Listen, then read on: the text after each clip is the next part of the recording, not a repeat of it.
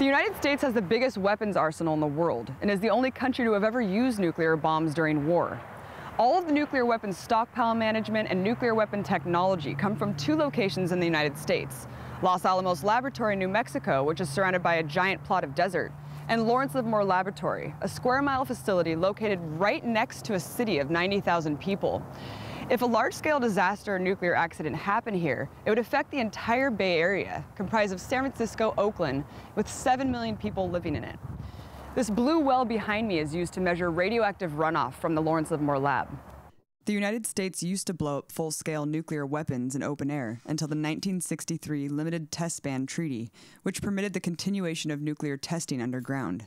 In 1992, Congress passed the Nuclear Testing Moratorium Act, which banned all nuclear testing. However, the treaty is not yet ratified, and the U.S. still has over 5,000 nuclear weapons, 2,000 of which are on readiness alert at all times. To compensate for the loss of full-scale underground nuclear testing, the Department of Energy created the Stockpile Stewardship Program, which built new facilities that test different components of a nuclear weapons explosion, using supercomputers to put them all together. Most of the PR surrounding the Lawrence Livermore Lab gives the impression that it's a technology innovator working to harness the energy of the sun to create clean energy for the world.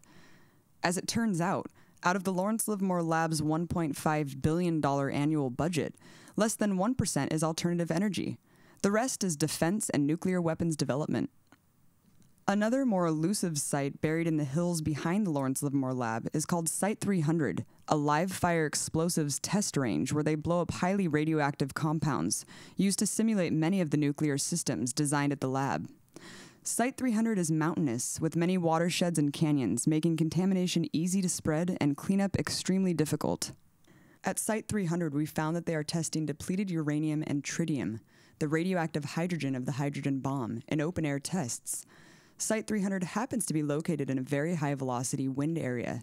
We took a closer look at Lawrence Livermore Lab and Site 300 and found out if the Livermore community is aware of its impact on their health and the environment and the potential danger it poses to the entire San Francisco Bay Area.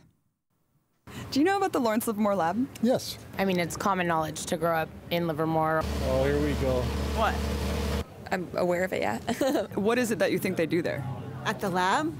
Oh, it's government testing on all kinds of different things. I'm not really educated to exactly what they do. You going to tell me? I know they do a lot of research, and they have like the top scientists from all over the world that work there. They used to do like nuclear devices, but to my knowledge, they don't really do that anymore. Well, what I think they do there is research and development. What do you think it is they do there? I worked there for nearly 30 years. So what did you do there? They for a long time have made the nuclear bombs there. I don't know, my dad works in the machine shop there. I don't know what he does, though. In many ways, Livermore is a community that's in denial. And it's also a community that I would call disempowered, because you have a super secret nuclear weapons laboratory and a community around it that's supposed to not ask questions. We went to the lab in Site 300 to try to find out more. I need you to turn that off, please. Isn't this publicly funded property? It's federal. Can you turn it off just to make? I gotta call my captain. Can you go ahead and turn the camera off? I don't know. I read somewhere that they were testing depleted uranium, and I was like, that can't be true. No, nothing nuclear.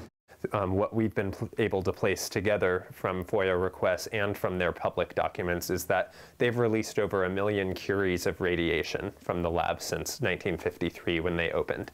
That's about the same amount of radiation that was released in the bombing of Hiroshima.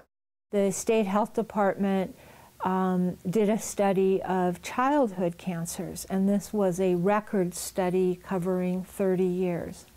And they found that children born in Livermore had 6 times the expected rate of malignant melanoma. The study also found that for 1 decade, there was a 3-fold increase in brain cancer in Livermore children. Do you think that there's any sort of impacts on the environment or the health of the community with the testing that they're doing there?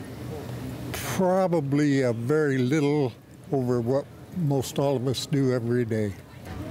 None that haven't been around since I was a kid, so I don't know. I mean, I've survived.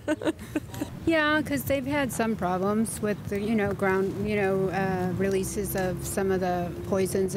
I know that there was plutonium in a park near my house when I was growing up.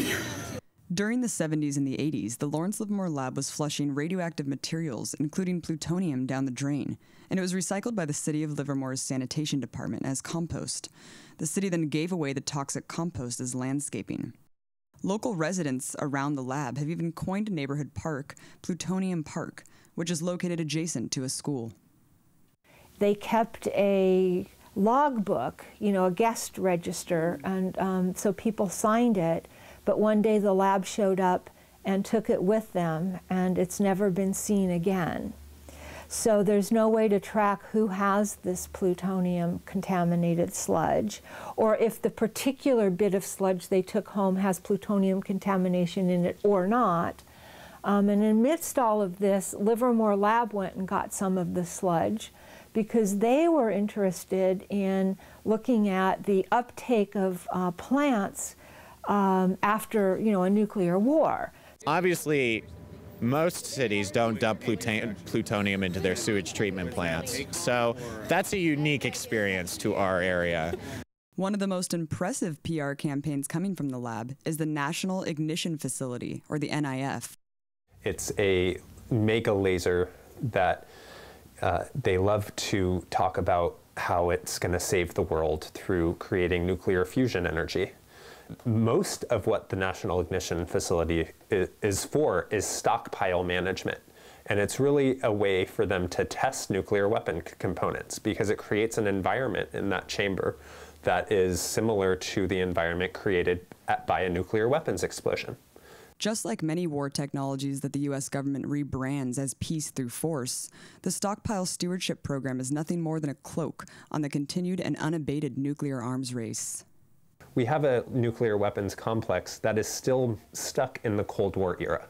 80% of the American population tell pollsters that they would feel safer if no country, including the United States, had nuclear weapons.